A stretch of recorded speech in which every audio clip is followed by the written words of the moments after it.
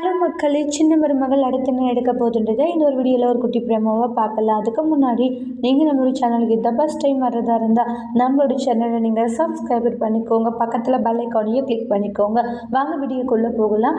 ராஜா அங்கே இருந்துட்டு அடுத்த முகூர்த்தம் வரத்துக்குள்ளே அன்றைக்கே வந்து வளகாப்பை வச்சுட்டு அதுக்குள்ளே நீங்கள் போய்ட்டு முருகர் கோயிலுக்கு போயிட்டு வந்துடுங்கன்னுவாங்க.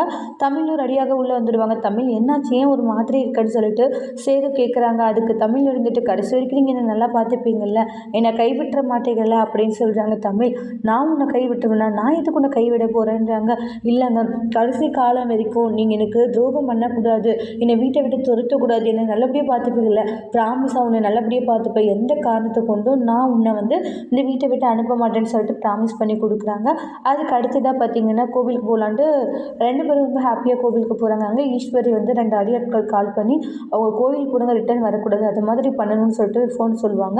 ஓகே மேடம் பண்ணிடுறோன்னு சொல்லிட்டு அதுக்கப்புறமா ஈஸ்வரி சொன்ன மாதிரி வந்து ரோட்டில் ஆக்சிடென்ட் ஆன மாதிரி படுத்துட்ருப்பாங்க. அப்போ சேது கார் விட்டு இறங்கி வராங்க. தமிழ் காரில் ஏறிட்டு என்னாச்சு உங்களுக்குன்னு சொல்லிட்டு அவங்க லைட்டை திருப்பவும் அந்த ஆளுங்கள்லாம் கேங்காக சேர்ந்துட்டு போட்டு சேது அடி நடிச்சிடுறாங்க. தமிழ் செல்வி காரில் விட்டு லாக் பண்ணிடுறாங்க. சேது வழியாக துடிச்சிட்டு இருக்காங்க. தமிழ் செல்வியை வந்து கடத்தி அங்கேருந்து கூட்டிகிட்டு போய்ட்றாங்க. அடுத்து என்ன நடக்க போகுதுன்றதை வெயிட் பண்ணி பார்க்கலாம். தேங்க்யூ.